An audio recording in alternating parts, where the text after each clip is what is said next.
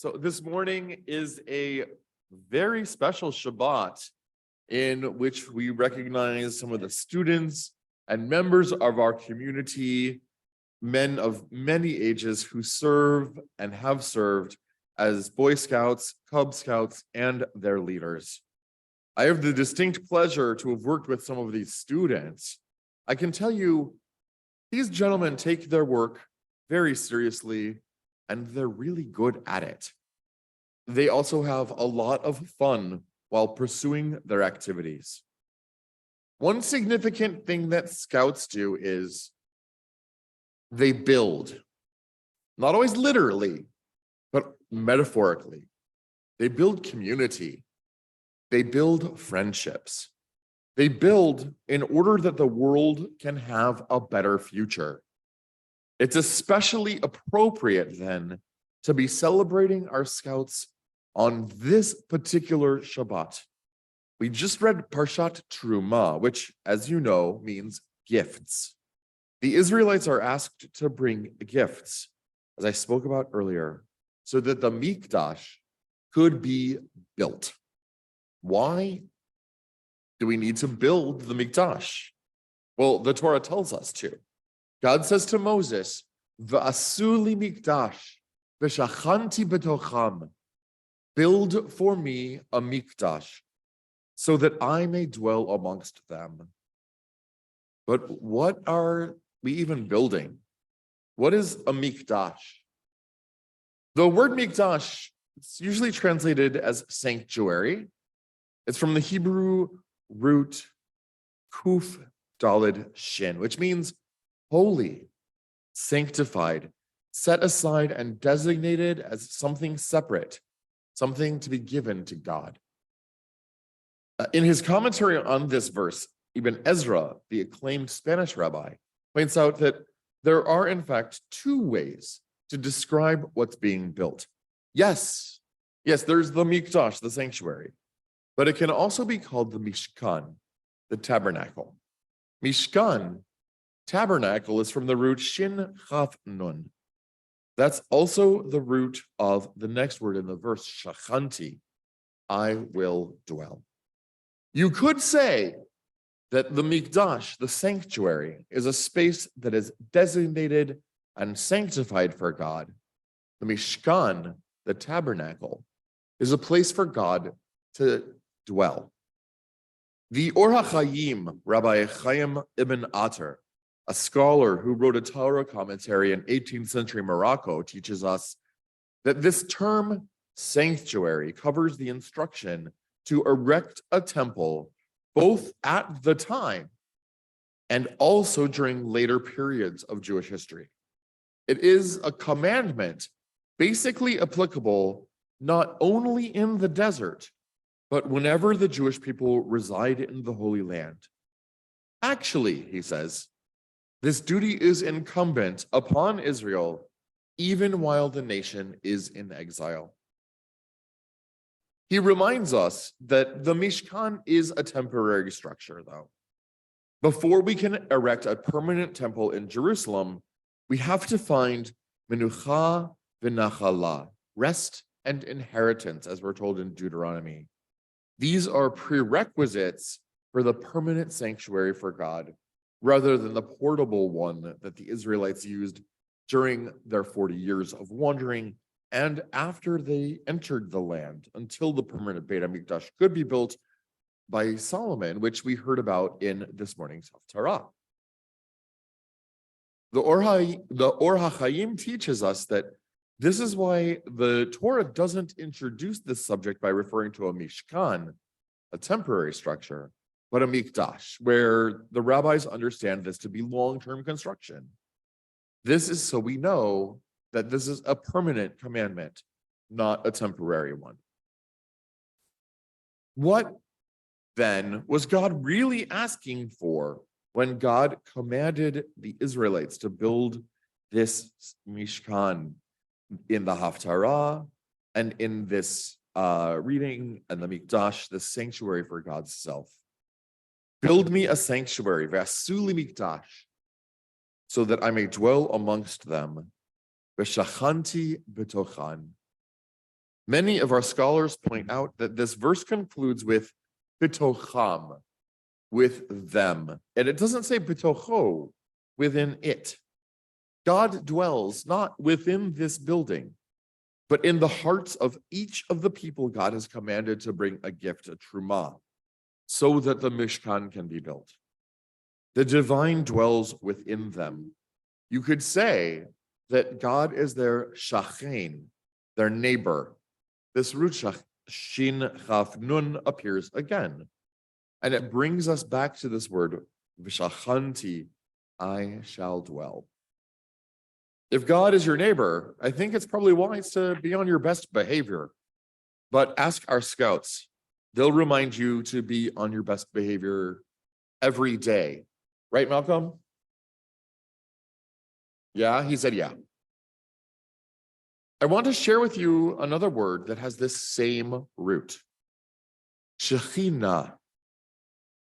The Shekhinah was considered by our mystical scholars, the Kabbalists, to be a representation of the divine presence, which later scholars, especially feminists, have interpreted to be a feminine manifestation of God. The Shekhinah is very closely related to, perhaps even a metaphor for the Shabbat bride that we welcomed into our homes and our communities last night, and to whom we'll say farewell this evening at Havdalah. But the Shekhinah is not just something that only shows up on Shabbat. One of the first, and still to this day, most famous quotes about Shekhinah comes from Pirkei Avot, the ethics of our ancestors. If two sit together and there are words of Torah spoken between them, then the Shekhinah dwells amongst them. There are many other references to and teachings about the Shekhinah in rabbinic literature. Most often they teach that Shekhinah was a manifestation, is a manifestation, presence. Although the rabbis of the Talmudic era did not ascribe a sense of gender to the Shekhinah, the contemporary rabbi, Leah Novick, writes that she sees many of the qualities which the rabbis of the Talmud assign to the Shekhinah as feminine. Many of the attributes they ascribe to her are common to ancient goddesses: love, compassion, justice, and healing. And as women have become more and more involved in Jewish study, thought, and leadership, so too has emphasis on the Shekhinah's role increased. Lior Sachs Shmuli of Bar Ilan University wrote in 2019 that this quest for the image of Shekhinah grew as theological sensitivity to gender aspects of the images of God brought many feminists to feel uncomfortable with a more traditional and patriarchal images of God as King, Father, and Lord. And all we have to do is build a mikdash for the Shekhinah to dwell, a mishkan. What a wonderful opportunity, and what a great reason for the Israelites to bring forth their truma and realize the blueprints that comprise this parasha, and indeed a solid chunk of the book of Exodus. It might be a stereotype to not think of ourselves as builders, but really, every day we find new ways to build and to honor God. Look at the scouts. What did they do? What did they build Jewishly that enables them to welcome the presence of God into their midst? And what do we, as the adults in their communities, what do we build? What must we build in order for God to dwell amongst us? One important answer, I think, is that we build strong Jewish families and communities that can support wonderful organizations like the Scouts and like Temple Beth Hillel. I don't usually talk much about the Haftarot in my sermons, but the weekday readings from our prophets are also important. And today I'm going to go to this a little bit more because there's actually really something special to learn from this connection. The text comes from the first book of Kings. And it's a very strong analog to our Parsha this week. The story of Solomon ordering materials for, then building the meant to be permanent Mikdash. This too is a blueprint and a log of the temple's construction. But perhaps the most beautiful and poignant part is the connection forged by the final verse of the reading. V'shachanti betoch b'nei Yisrael, v'lo e'ezov et ami Yisrael. I shall dwell amongst the children of Israel, and I will never forsake my people Israel. It's the same word, v'shachanti, I shall dwell. God will dwell amongst Bnei Yisrael, the children of Israel.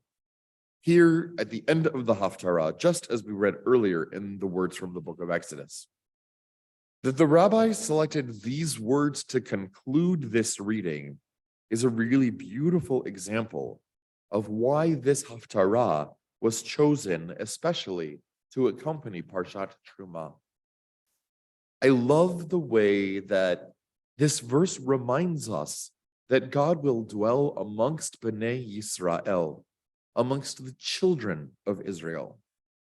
Usually this term Bnei Yisrael is a euphemism for all of the Israelites. Today, here on this Shabbat, I want to interpret that translation, though, to be really, truly, literally about the children of our people. These words speak to me as about our amazing ECC, our religious school students who are doing Shabbat school today.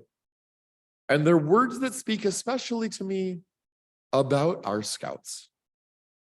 They're doing such good and important work, learning about friendship and brotherhood, and discovering more about what it means to be responsible members of the human community. They do this along with plenty of teachings about Judaism and about Jewish values. They're learning how to build future generations of Jewish families. All of these young people, scouts and not, are building a world in which Adonai will always have a home. I pray that the Shekhinah will always dwell amongst their midst. Shabbat Shalom.